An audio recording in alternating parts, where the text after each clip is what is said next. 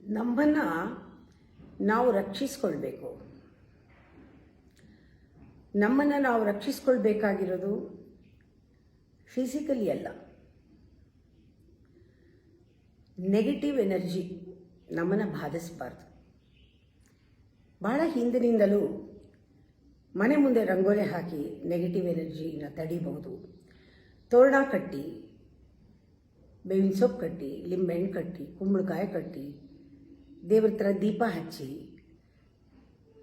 ದಿನಾಗಲೂ ಘಂಟಾನಾದ ಮಾಡಿ, ಮನೆಯಲ್ಲಿ ಮಂತ್ರ ಹೇಳಿ, ಇದನ್ನೆಲ್ಲ ಮಾಡೋರು ಖಂಡಿತವಾಗ್ಲೂ ಇಟ್ ಹೆಲ್ಪ್ಸ್. ಆದರೆ ಅದು ಹೆಲ್ಪ್ ಆಗೋದಕ್ಕೂ ನಾವು ಹೆಲ್ಪ್ ಮಾಡಬೇಕಲ್ಲ, ನಮ್ಮ ಜವಾಬ್ದಾರಿನೇ.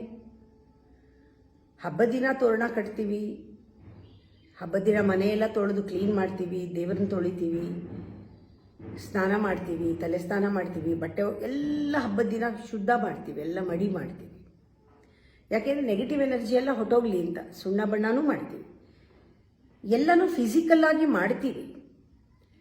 ಆದರೆ ಖಂಡಿತವಾಗ್ಲೂ ಆ ನೆಗೆಟಿವ್ ಎನರ್ಜಿ ಬರದೇ ಇರೋ ಹಾಗೆ ನೋಡ್ಕೊಳ್ಳೋರು ನಾವೇ. ಇದೆಲ್ಲಕ್ಕೂ ಎನರ್ಜಿ ಕೊಡೋರು ಮೊದಲು ನಾವು. ನಮ್ಮಲ್ಲಿ ಇಷ್ಟೆಲ್ಲ ಮಾಡಿ ಮನೆ ಒಳಗೆ ನಾವು ನೆಗೆಟಿವ್ ಥಾಟ್ ಇಟ್ಕೊಂಡು, ನೆಗೆಟಿವ್ ಆಲೋಚನೆಗಳನ್ನು ಇಟ್ಕೊಂಡು ಇದ್ದರೆ ಇದು ತೋರಣ ಅಲ್ಲ, ಎಲ್ಲವನ್ನೂ ದಾಟಿ ಬರುತ್ತಿದ್ದು. ಇದಕ್ಕೆ ಯಾವುದು ಬೌಂಡ್ರಿನೂ ಇಲ್ಲ. ನೆಗೆಟಿವಿಟಿ ಅನ್ನೋದು, ಈ ಎನರ್ಜಿ ಭಾಳ ಪವರ್ಫುಲ್ ಎನರ್ಜಿ. ಅದು ಎಲ್ಲಿಂದಾದರೂ ಬರುತ್ತೆ ನಿಮ್ಮ ಮನಸ್ಸಿಗೆ. ನಿಮ್ಮ ಮನಸ್ಸಿನಲ್ಲಿ ಕಾನ್ಷಿಯಸ್ ಆಗಿ ನೀವು ನಿಮ್ಮಲ್ಲಿ ಏನು ನೆಗೆಟಿವಿಟಿ ಇದೆ ಅದನ್ನು ತೊಡ್ಕೋಬೇಕು, ಬಿಡಬೇಕು.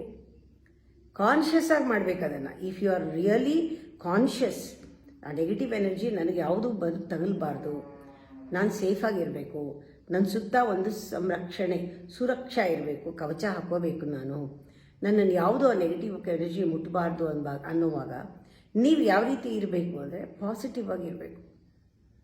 ಪಾಸಿಟಿವ್ ಎನರ್ಜಿನ ಅಟ್ರಾಕ್ಟ್ ಮಾಡೋ ಹಾಗೆ ನಿಮ್ಮಲ್ಲಿ you are being is so pure. Remember, I am pure being, I am pure soul, I am